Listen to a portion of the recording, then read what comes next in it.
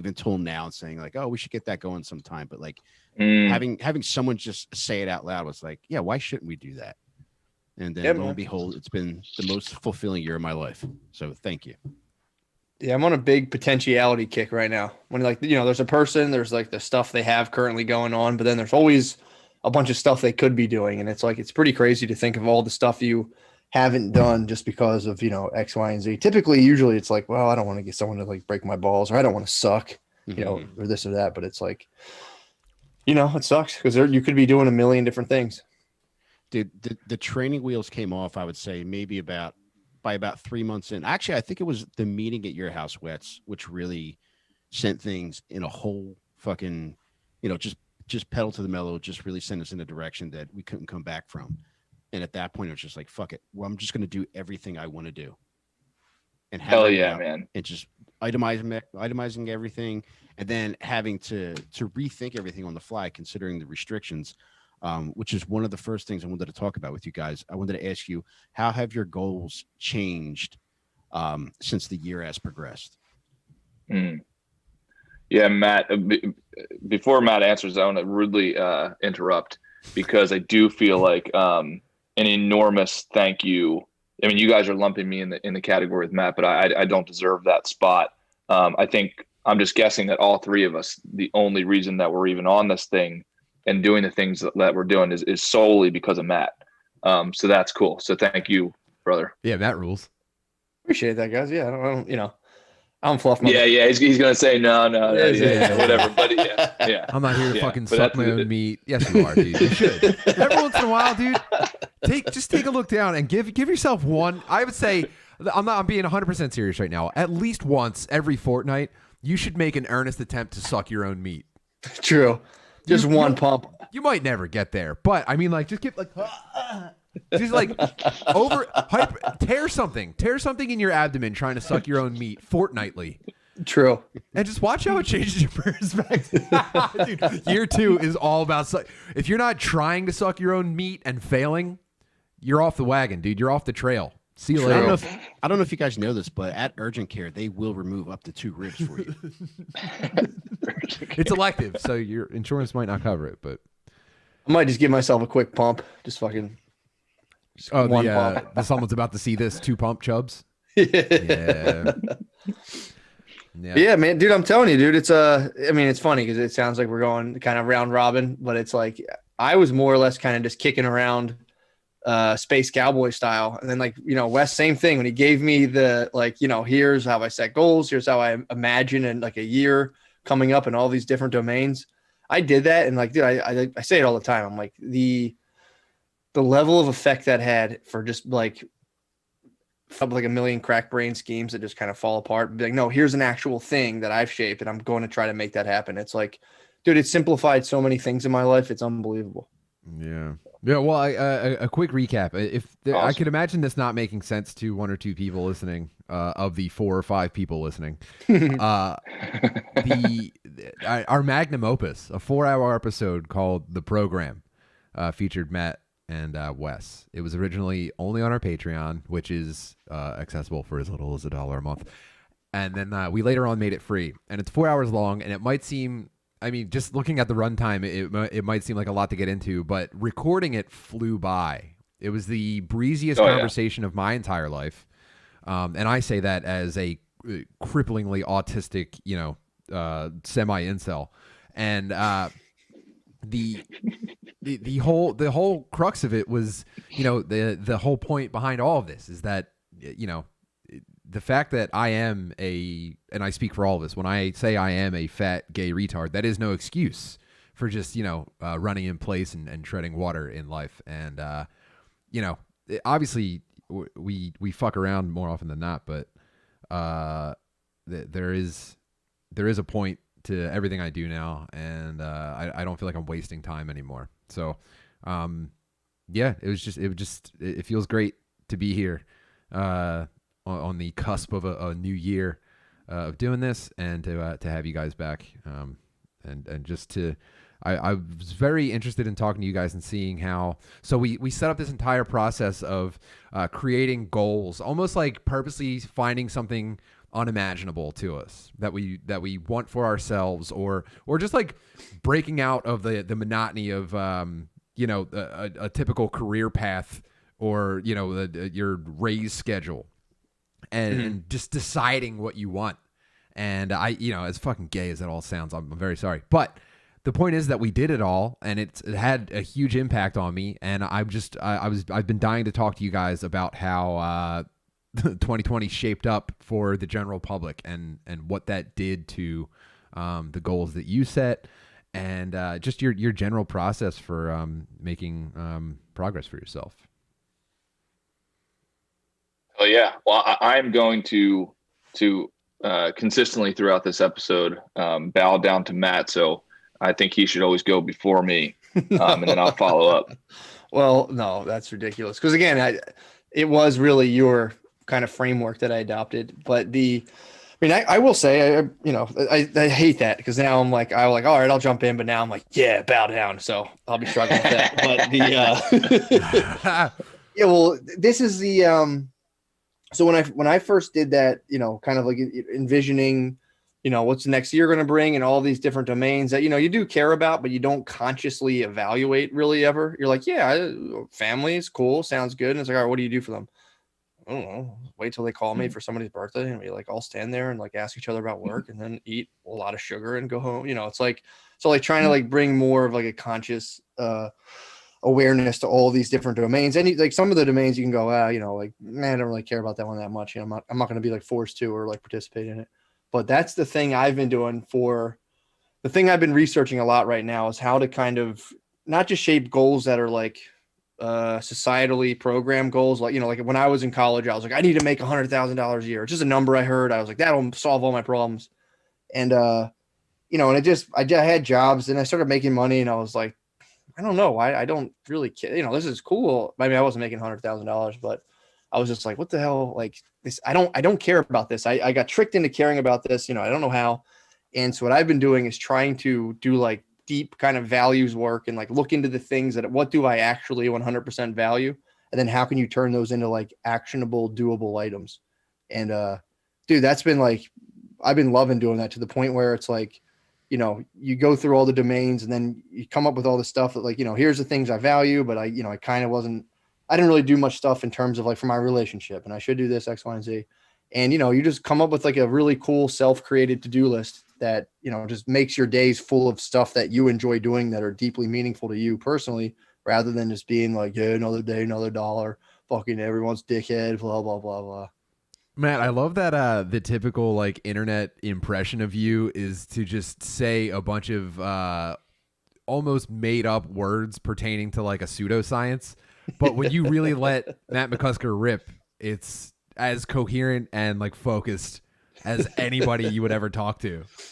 Well, that was the struggle, man. That was like, and it's funny too, I always tell people when they're like, oh, I want to do a podcast, but like, how do I get my numbers? It's like, just make sure you're coherent. I rocked like 6 months not being coherent at all. So it's like, some of your best stuff,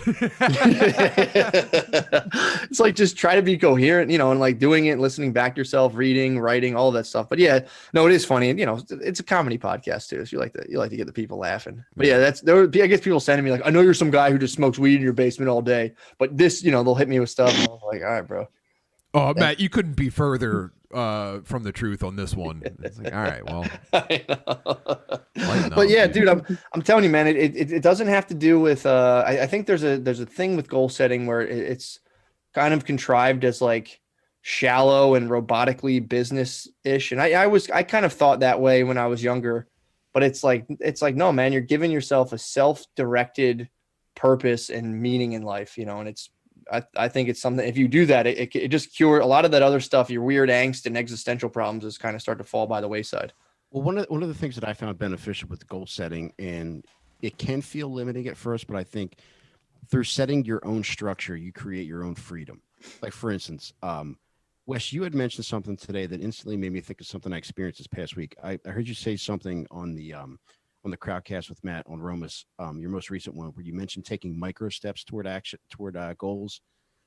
And the first thing I thought of was like feeling overwhelmed for this one thing that I had to do for school last week. And then finally I sat down like last Wednesday and said like, all right, I'm setting a timer for 2 hours, and whatever gets done at that time, that's when I'm going to get done. Well, I got the whole fucking thing done in an hour and 40 minutes. And then it's like, all right, well, I got 20 minutes left to do absolutely anything that I want without feeling any guilt. Like I could sit here and watch YouTube compilations of fat girls arm wrestling and not feel any fucking reservations about doing so, because I got down to exactly what I needed to fucking get done today. Yep. 100%, man. And to piggyback off of what Matt was saying, when you take ownership of all this stuff, it's all it is. It's taking ownership of the different areas of life. And it's that whole quote of, you know, what do they say? Like, nobody ever washed a rental car, you know? So you don't treat things that you rent with the same discipline and care and attentiveness and intention that you do with the things that you own. And that same analogy from the rental car applies to life. So start owning your family relationship, start owning your relationship with money, start owning your relationship with your wife, start owning your relationship with whatever else, your calendar, right? Just take fucking ownership of it. And then from there, you take micro steps, little micro commitments. And I think that's a big thing that happens with goal setting is you set the vision. It's like, yeah, that vision is going to take a long time to get, right? But the I think false belief is that you have to get it in a certain period of time. Dude, I set deadlines all the time and I miss them. Dude, I don't think I've been on time one time for Matt and I's podcast at Romas. Twice. Yes, twice. And I feel so terrible for that. And Matt's like a phenomenal partner because he doesn't want to crucify me each time I do it. And it took me 6 months to even get up Romas with Matt. And thank God he helped me with it because it would have taken another year. So, but I think the prerequisite is ambition and then ownership over all of those things. And then knowing that the path is going to be extremely messy. Yeah, man. Yeah, the path itself and the mess upon it is almost like a detriment that you can't foresee. You can't, like when you identify something that you want or a goal that you want, first of all, like seeing the goal for the first time is almost like looking at, it's like too bright. You can't look directly at it. And you're terrified of it. And then you accept that, like, all right, well, I could feel like a fucking loser for the rest of my life, or I could just start taking actions. And then when you start doing it, you immediately come up with a list of reasons why, number one, either you shouldn't, or it's going to be hard, or you can't. And then once you get past all that, there are new problems that you couldn't have imagined when you started.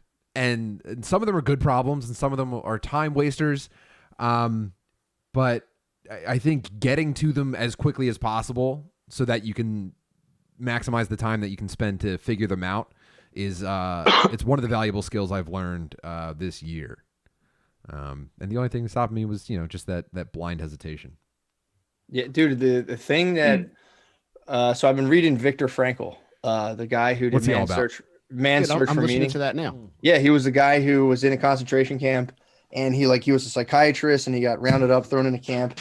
And then he was like trying to write a manuscript while he was in a concentration camp, and they took his manuscript and like threw it away.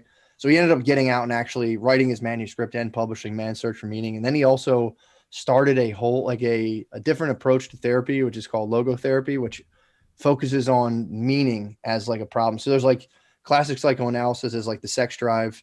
And then I think Adler had like, not the sex drive, but more of like your social position drive, like inferiority complex and all that stuff. And Frankl was like, no, there's also, and Jung did this too, but Frankl was like, there is this drive for inherent meaning and purpose. Like, you can get a guy who grows up in poverty and goes, I just want to be rich. And then they get rich and they go like, there's still something missing. And, it's supposed to be like that intangible, like is there a satisfying why behind what you're doing? That's like your meaning. Yeah. He said, and it differs for everybody. There's no one strike thing, that's right or wrong. But the thing that I've been thinking about a lot is like, and I think this has to do with why some people are maybe more resilient than others is like, what is your relationship to stuff that doesn't exist? Like, can you dream stuff up and then like, can you see a thing in your head that doesn't exist and have that sustain you through like you were talking about the messy period when you're like, but everything sucks and nothing's working out. But like, and I think that's a huge factor for people who can like hold an actual vision in their head and have it feel so real that it'll sustain them through that period of like getting to something even like resembling that. Matt, two things I wanted to mention real quick. I apologize. I'm actually listening to Wigger Frankel's book, and that Wigger Franco's book is My Man Search for Meaning. But dude, chapter 1, my one boy.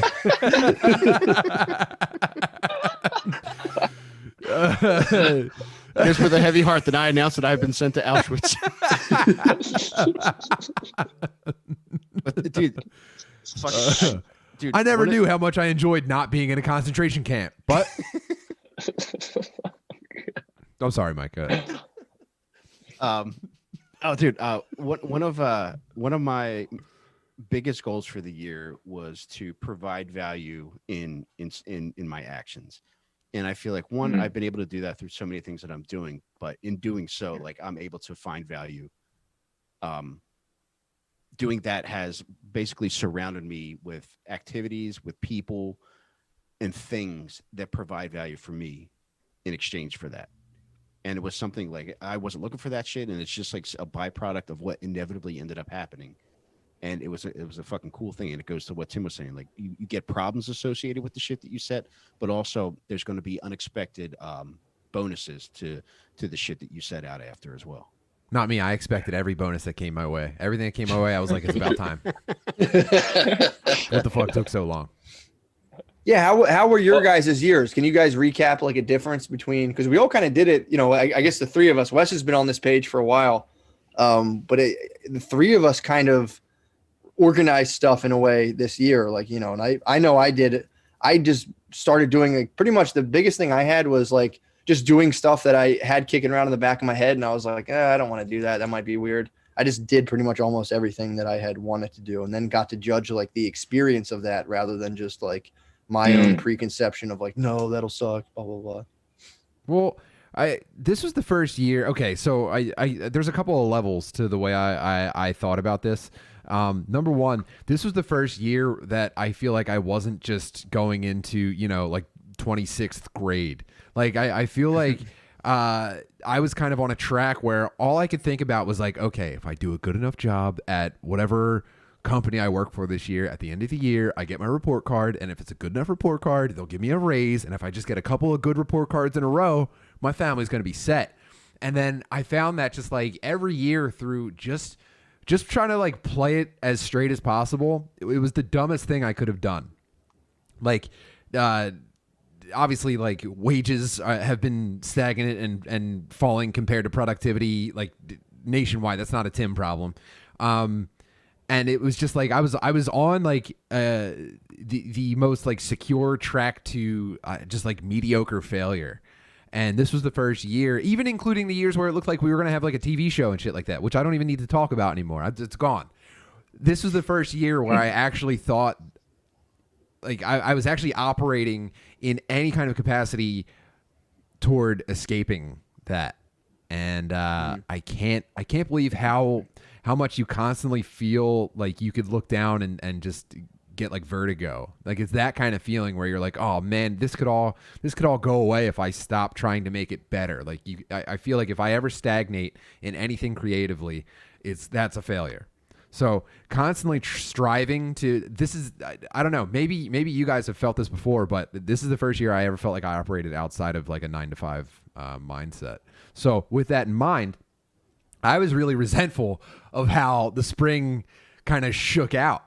Cause I was like, dude, I had like a printed out goals for the year. I was like, dude, I'm going to do things and it's going to be, I'm going to be able to quantify them and they're meaningful to me. I've already established meaning. I've shared it with people. Everything about it felt new. The vulnerability to it, the honesty with myself, being on mushrooms a lot. It was all very much for me to take in and maintain.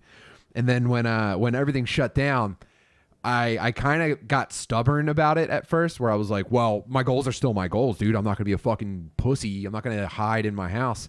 And that actually slowed me down. I had to adapt. I had to change some things around. And, I'm not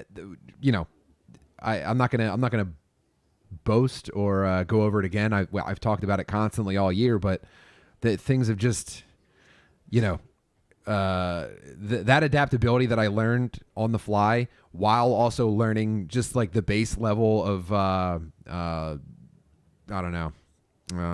finding direction for myself, boy, oh boy, this year will stick with me for the rest of my life. It's gonna inform every decision I make from here on out. And I just can't be happier with how it went, man. I got out of fucking the hood. We grew dad meat into something even more meaningful. A guy mailed us knives that he made for us. Hell yeah. I mean, how could? And I don't mean to shit on the people that this year has killed, but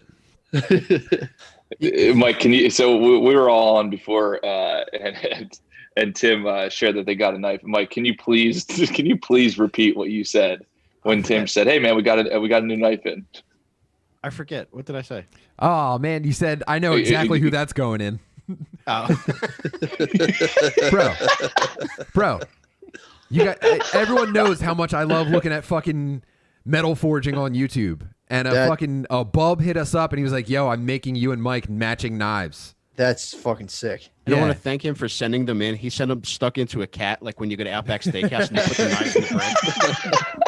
I had to say to my wife, like, babe, I'm giving a stranger our home address so he can mail us knives. And she was like, "Oh, right." How was it when you so when did you move? That was sudden, right? Yeah, it was. Well, so we've been over this a million times, but like I lived in Kensington in Philly, heroin capital of the East Coast, also possibly the public reggaeton capital of the East Coast, but it was getting very spicy, and the pandemic only accelerated it. And man, some things really came together, and last minute, Mike and Sid the Kid helped me pack up my entire life and move to a quiet neighborhood while we look for a permanent home.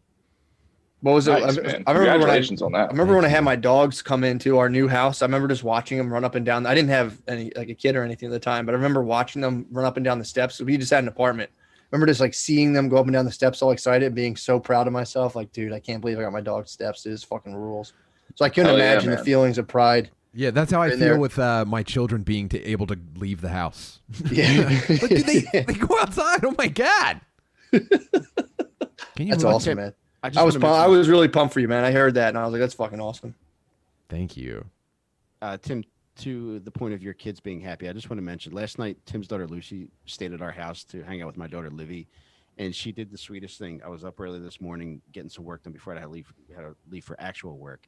And she knocked on the door and she's like, "I just want to say good morning." And then she went back to hanging out with Livy. It was the sweetest thing ever. Oh man. Oh, that's adorable. I'm glad to hear that. Well, I think that is adorable. I also think too, like Tim, like you were saying, man, you were on the, what would you call like the grist mill of kind of like structured careerism of being like. I was on the path of the noble loser.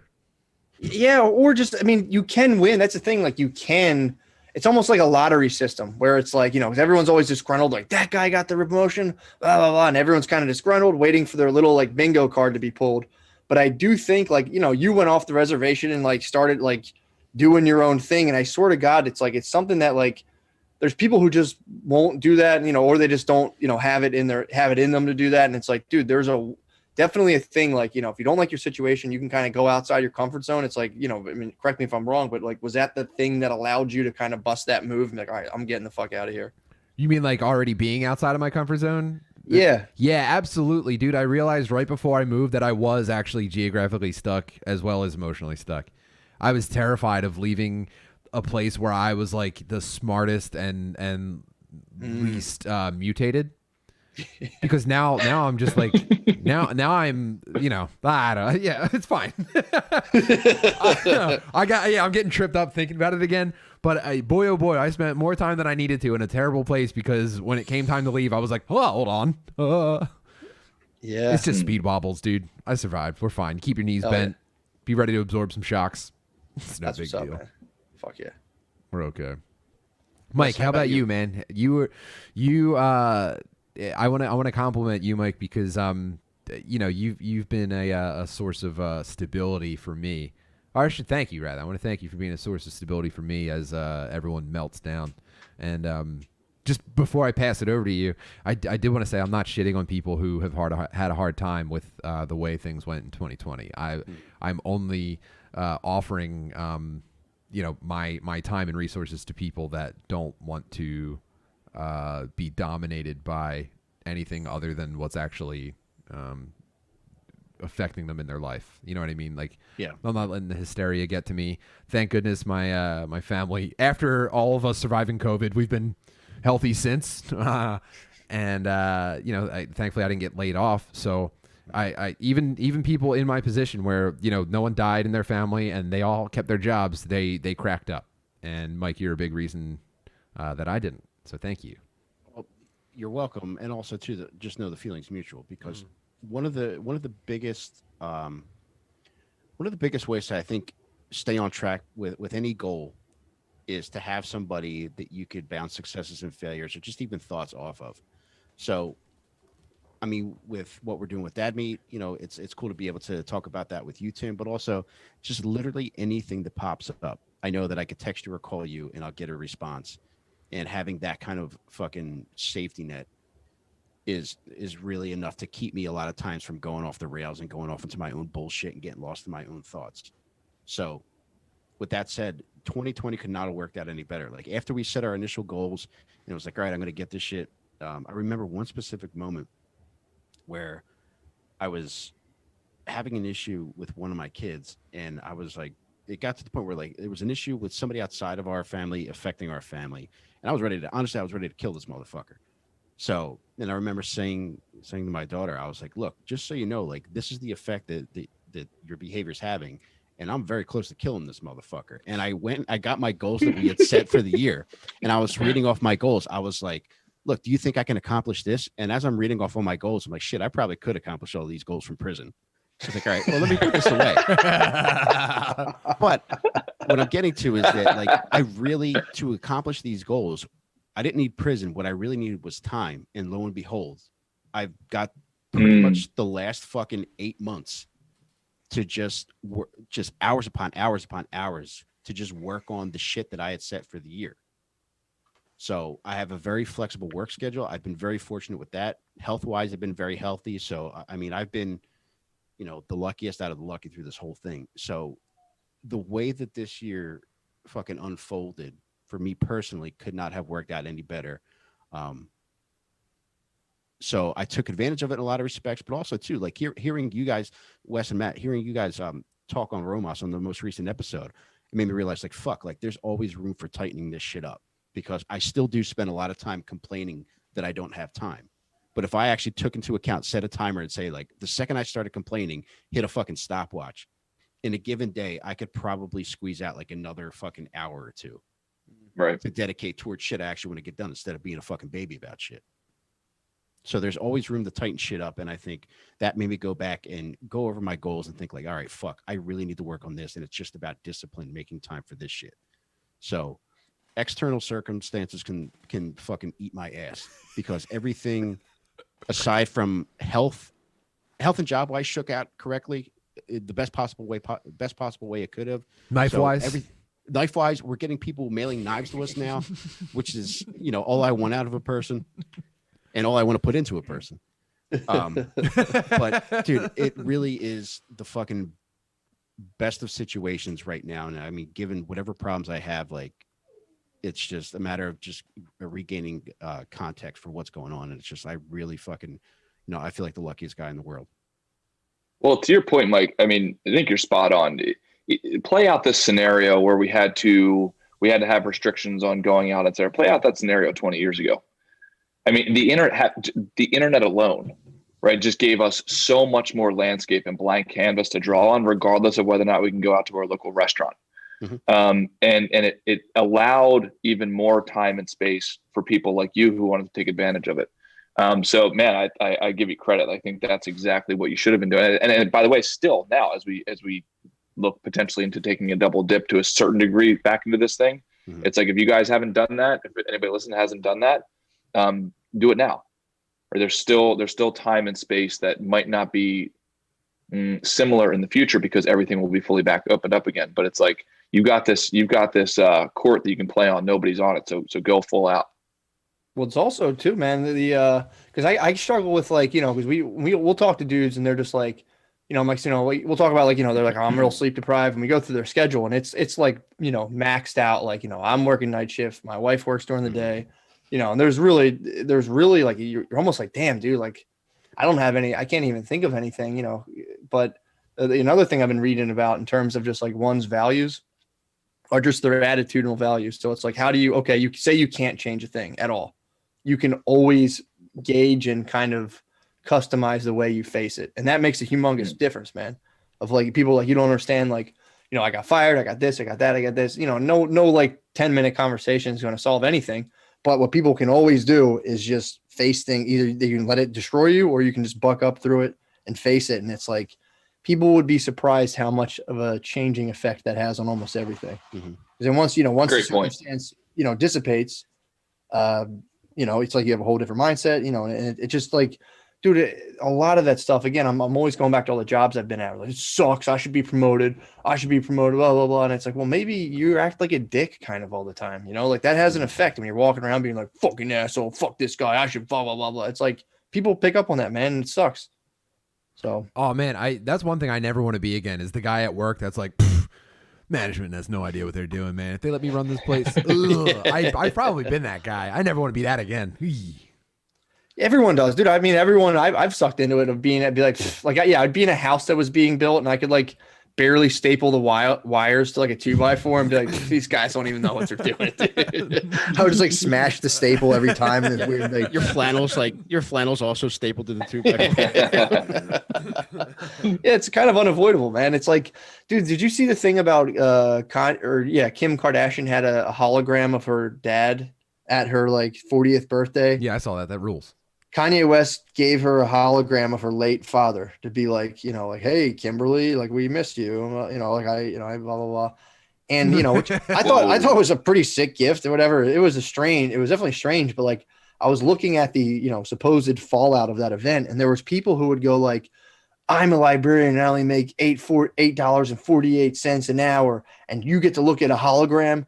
That's what's wrong with this country. Must be like, nice. Well, it's just the narcissism of being like, I'm a librarian and I'm somehow related to this lady's 40th birthday party. It's like, that has nothing. It just doesn't have anything to do with you. I understand like the connection you're trying to make here, but it's like that kind of like, I hate my circumstances. I'm going to sit here and wallow in it and wait till I hear somebody doing a thing that sounds kind of cool and being like, you shouldn't do that. It's like, I don't know, man. I really, really dislike that kind of mindset. Yeah, I think that's like a pretty prevalent mindset on the internet. I think people are just very, very eager to start an internet post with so you could be like, as a librarian who only makes $8 per hour, and that's all they want to do. And really, they just want someone to know something about them. That's all it is, dude. Yeah, I guess you're right. I could see that. It's just like, I just think it's just a bad mindset. It's like, dude, you do essentially almost have, I wouldn't say a totally blank canvas in front of you, but it's a lot blanker than people think. And a lot of the stuff on it is just typically a lot of your own stuff. And then again, people are like, well, people have different circumstances. Of course, but again, that is your circumstance. You're not going to be able to transcend that other than giving it a full honest look and just going full bore on your own personal circumstances rather than being like, Kim Kardashian had a hologram at her birthday. I got a couple thoughts about that. It's like, don't think about that. That has nothing to do with you. It's not real. That's nothing. It was a hologram. They didn't bring her dad back. It's a hologram. Kanye should be a real dickhead and send like 1,000 holograms to that librarian's library and just talk at max volume. Well, I don't want to be like a dick about and I understand like people are hurting. It sucks when when you're jammed up, like that does suck. But it's like, dude, I'm like, especially like when I went to social work school, there was all this stuff, there's this big thing. And I think it is a good thing, but they're like, you got to meet people where they're at. And it's like, okay, yeah, totally. Like you can't see somebody who, maybe they just got out of jail, have never had a job in their life and be like, all right, dude, here's a suit and a tie. You do have to meet people where they're at, but it's also like at the same time, again, with that thing of like, you can meet somebody where they're at while also trying to assess and tap into like their unrealized potential. And it's like, you can't, whenever people just commiserate and they're like, yeah, anyone who has anything more than us sucks. It's like, you're totally cutting off your own foot. Like you could have more stuff or could have a better setup, but it's, it's risky and it takes a lot of personal risk. And, it's like, it's just easier to kind of sit in your little rabbit hole and be like, nah, everyone sucks but me. It's like, I guess, man. I agree with having to meet people where they're at because, sometimes I think like what would it be like if someone started like a podcast where like I don't know. What if it was like really funny and like the type of humor was often like, you know, kind of rude and like, you know, very like you're not supposed to say, but then also like hidden in that humor was like a message of like getting out and getting things done for yourself. I just think that would be like a really cool podcast if someone did that, and that would be like meeting people where they. I don't know. That's an idea I've been kicking around. It is true. It is true. But they do it in like in the help. They call it the helping, or not, I think that's like nursing and stuff. But in like counseling, there's this big thing where you're always supposed to like never show any part of yourself, or like, you know, you're not supposed to be like judgmental, but it's also like almost like you should never push people. You should always be like, yeah, that's got to be hard. Tell me about that. Where, you know, sometimes people need a little like, dude, like I worked with kids in a high school and the guy was doing like not identity theft, but like trying to do like cyber crime. And it was like him and his buddies are like high school, you know, like juniors or whatever. And I'm looking at him like, dude, don't do that. Like, just don't do that. Right. Like, you can't pull that off. There's companies spending millions of dollars to combat you, and you barely know how to work Venmo. It's like, just stop, dude. What kind of crimes were they trying to do? Just do like that stuff where you like somehow set up, you buy credit card numbers online and then try to like set up fake Venmos. And, you know, he's like, yeah, we got like $3. I'm like, dude, just don't, that $3 is coming with a bad price tag, dude. Now, Matt, You know, was this before or after you became boys with John McAfee? this is after. Actually, this is before. This is before. This is before. This is before. But yeah, exactly. It's like, you know, McAfee maybe could pull it off. But you just talk to people and they would have you believe that you're supposed to be like, yeah, well, tell me more about that. It's like, dude, stop. Don't do that. Like I think, you know, you should be able to do stuff like that. Isn't McAfee in prison right now? I'm sorry. I think he did. No, he did. Something funny's going on. Like, I saw him popping off about something as recently as last week. Well, he wore panties on his face instead of a mask, and then he got arrested for that. Which is a sick move. I honestly, you know, not stealing credit, but I did talk about doing that before he got in trouble. But yeah, well, I got to give you guys credit because number one, Matt, I totally agree with what you're saying. I cannot stand the neutral blank stare looking back at the face of somebody who's asking for your advice, and you just give some sort of clinical answer, but you don't tell them what you would do in their position.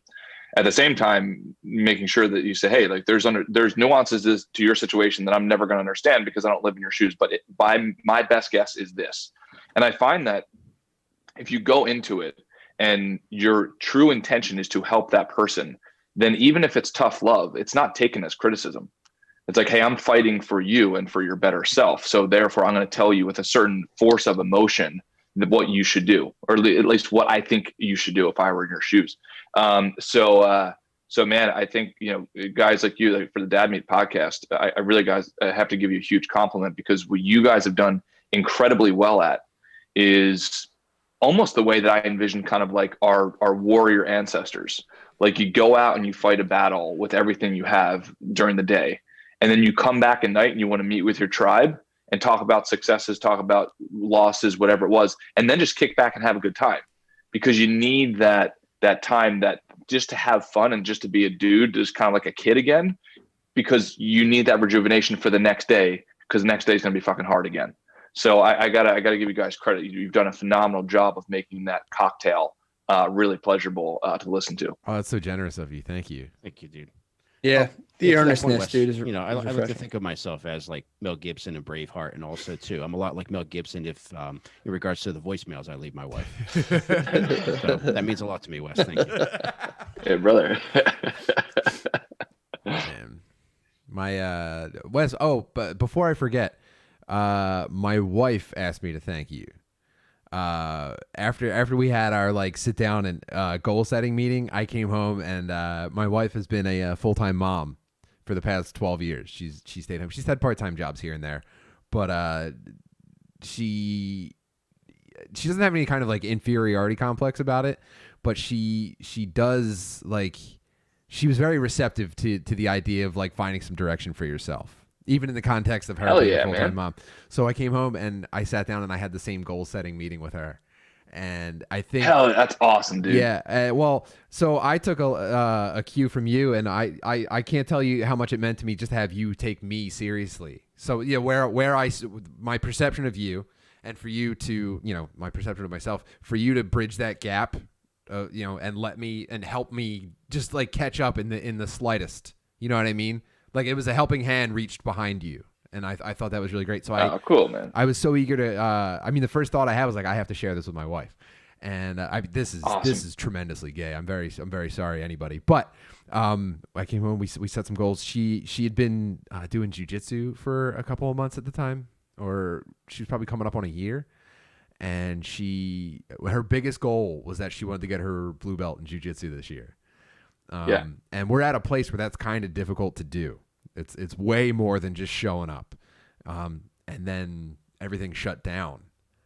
And I mean, gyms shut down. We were locked out of training for at least 3 months. And all she could think about was that this was something that she wanted for herself outside of just providing for a family. And she forced me to train with her at home. Like, it was constant. She had this drive that I've never seen in her before. And by the time, gyms like half opened back up in the summer, like in August, we got back, and it was like people were like, holy shit. Like, people could not believe the way that she had progressed while not being allowed inside of a jiu-jitsu gym. And then last week she got her blue belt.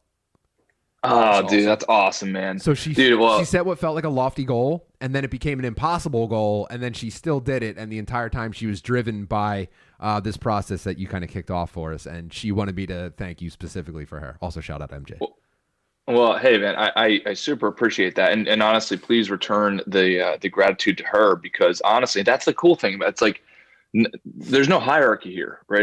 It's a circle. It's not a triangle, man. And please thank her for me, because it doesn't matter who gets the wins, right? That always reminds us. So it's like, oh shoot, yeah, like I've got a blue belt in my head, and it's like, yeah, I'm a little down. We all have that. So please, I mean that sincerely. That's a huge compliment, and I throw the compliment right back at her. And honestly, the best way to return the compliment is keep on doing that stuff, because the world needs more of that, man. And I got to give you credit, because you gave her what I call a show-stopping question. Like, there's very simple questions in life where it's a show-stopping question. It's so simple. It's like, if you've ever go up to your wife and say, hey, what are your goals? What are your dreams? What do you want to accomplish? What are you passionate about? And you can say that to anybody. And then they kind of look at you like you're weird. It's like, well, what do you mean? Like, who are you to ask me that question? And it's like, yeah, let's get past that. Like, to past the weird little emotional bump they just felt. It's like, what are you passionate about? And then all of a sudden, dude, I've asked that question to people and they tear up, because they haven't been asked that fucking question in 20 years. And then all of a sudden it's like, oh, okay, well, hey, how about you write that down? Cool. You want to do that? Oh, awesome. Write it down. And then sure enough, like 2 days later, every single time I receive a text message or an email, and it's like, dude, I did it. I took a little step. It's like, Matt, I mean, Matt sent a text today to our weight loss group that we have. And, he said that he went down another belt buckle loop. No, it was my belt itself. I only had 2 belts. Oh shit. I had 2 belts. I had 2 belts, and only one of them was like fat enough for me.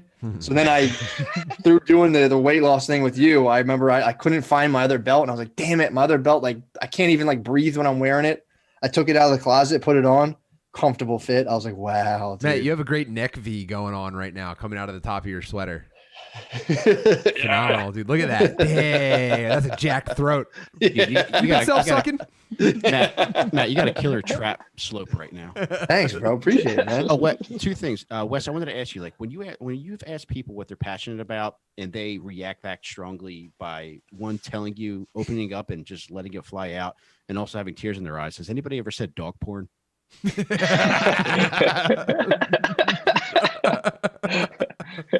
Yeah, 5 to 10% of the sample size, but yeah, that's fair. And that's the thing, man. You can't judge. You cannot judge. I couldn't have done 9/11 Part 2 without you. Tim, I wanted to ask you, like on a serious note, you said that your wife did not have an inferiority complex, but do you think it would be fair to say that seeing you set the bar so high that she may have had an inferiority complex? No, I don't actually think that would be fair to say. So I would appreciate if you didn't say that she had a Tim. All right, please do not let my wife hear you say that she has a Timferiority complex. All right, I'll let sleeping dog porn lie. Jesus, dude. Well, you know what? The thing that's funny is like, so again, I have a critical. I think critically a lot of times, and I'm always like weary for somebody in the shadows being like, "You're fucking gay." Like that is in my head.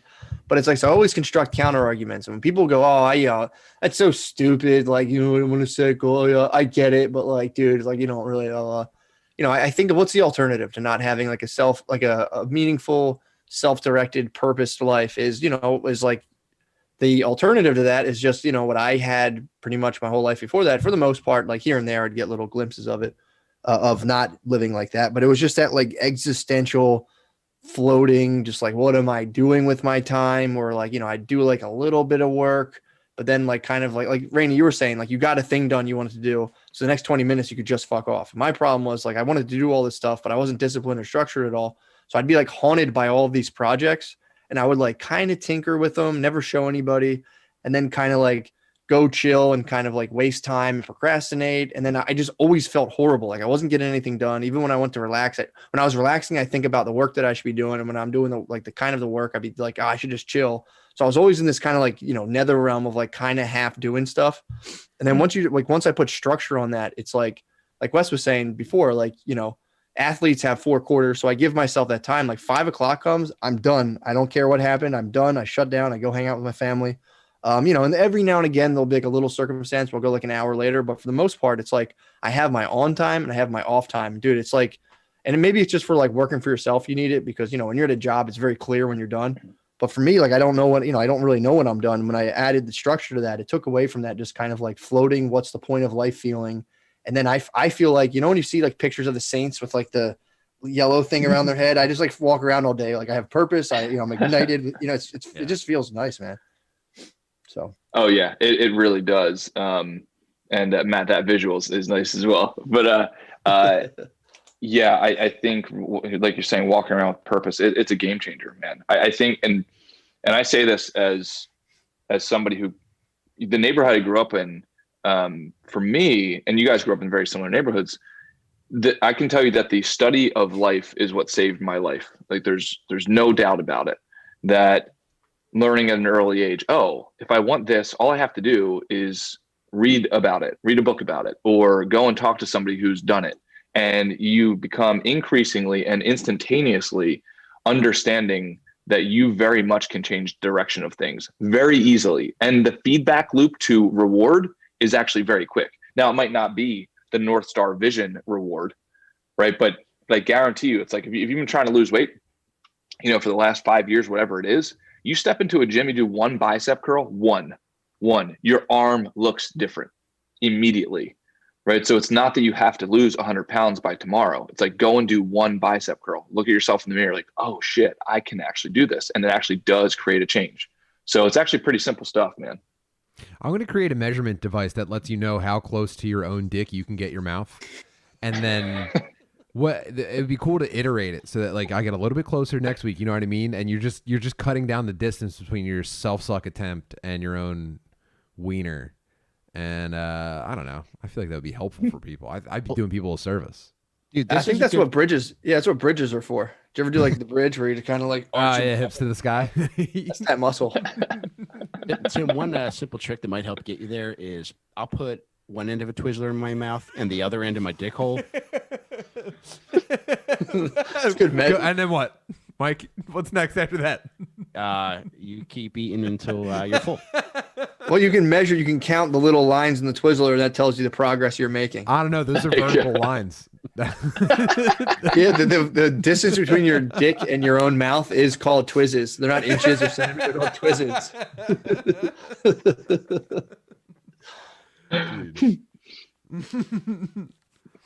But yeah, man. But dude, I'm telling you, I sound like a broken record. But it's like, it's just giving again, snatching your awareness is a big thing too. Like having your commanding your own conscious awareness, because we really almost give it away. It's like, I don't want it. I don't want to pay full attention to what's going on. It's too much, it's too much to think about. But it's like you start snatching that back in little 5-minute increments, and then like handle one situation totally conscious of it. Like, dude, I'll handle like a heated discussion or argument with my wife. I was basically vacant from my mind. I would just sit there and just be like and start fighting. And like I've been able to like hear a thing while I'm angry, be like, man, I'm kind of pissed. Oh, this is annoying. And then, get out my part of it. And it's like, dude, you start reclaiming those like areas of your life that for me were just mostly like unconscious spaz mode. It's like, dude, it's like the littlest, freest things that make like these humongous changes in your life. And dude, it's been pretty tight. Yeah, I think the way Matt put it last time for our podcast was one of his goals is just to touch the habit. Just go and do whatever the smallest unit is, and all of a sudden that could be the catalyst that all of a sudden, like Mike, what you were saying, it's like I couldn't get this done. I was going to try to do it, and then I set a time block, and boom, I got all of this done. But it's like, just touch it. Sometimes you can only touch it for a minute, but other times, you might get a full hour in. And I know there's some connotation there. I'm seeing that.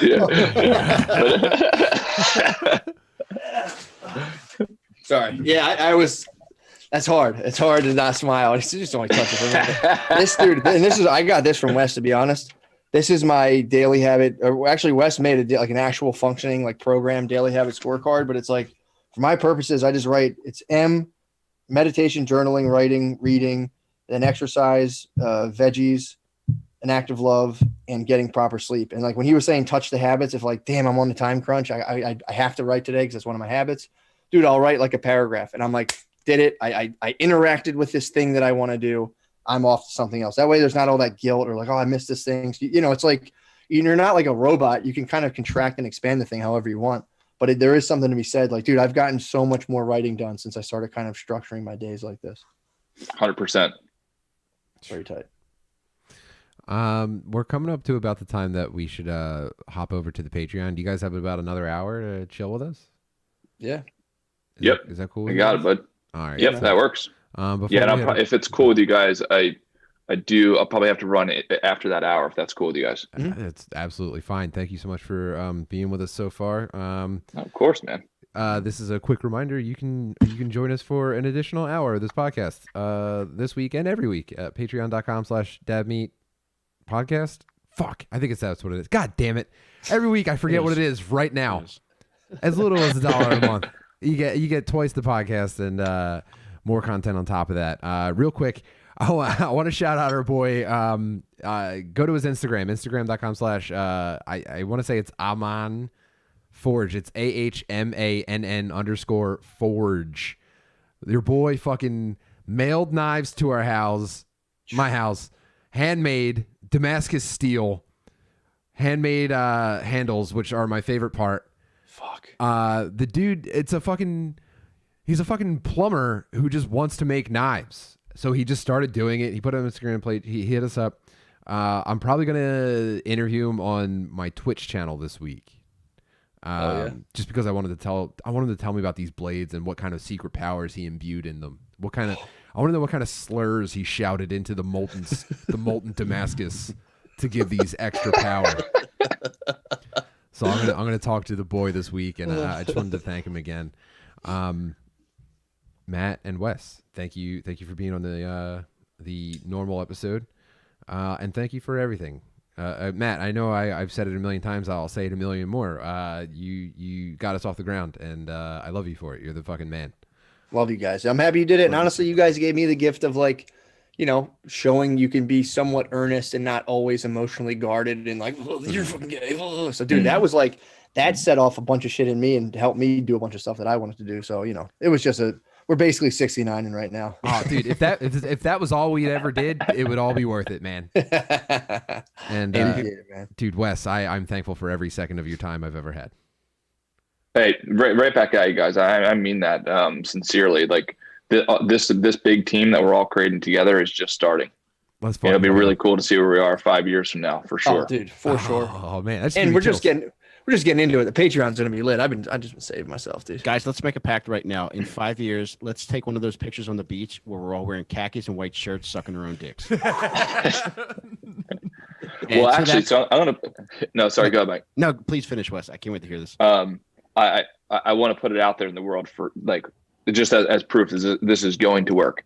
That next year we will be having a vacation in Newport Beach together in big ass awesome house as a group. Bring the kids, bring all that stuff. So there will be pictures of that win next year. So it's just a matter of figuring out the timing for everybody. Hell yeah. Hold us to it, you fucking pussies. We love you. All right, we'll see you guys over on the Patreon. Wait, before we go, Tim, I just want to mention to everybody that Tim and I have been shoveling Blue Chews into our face for the past 8 months, and we are rock hard as we speak. So if you're interested in trying Blue Chew, you can get a free sample. Go to bluechew.com, promo code FATBIRD. They'll send you some free Blue Chews. You just got to pay the $5 for shipping. I've tried it for a while now. I love it. I can't wait to fuck. Yeah, Guinness already let me know that they're not going to count my self-suck attempts because that it's too much of an enhancement. So take that for what you will. Promo code FATBIRD. Love you guys. See you on the Patreon. It's taking PEDs. God damn it, Mike. Hell yeah. All right. I'm going to grab a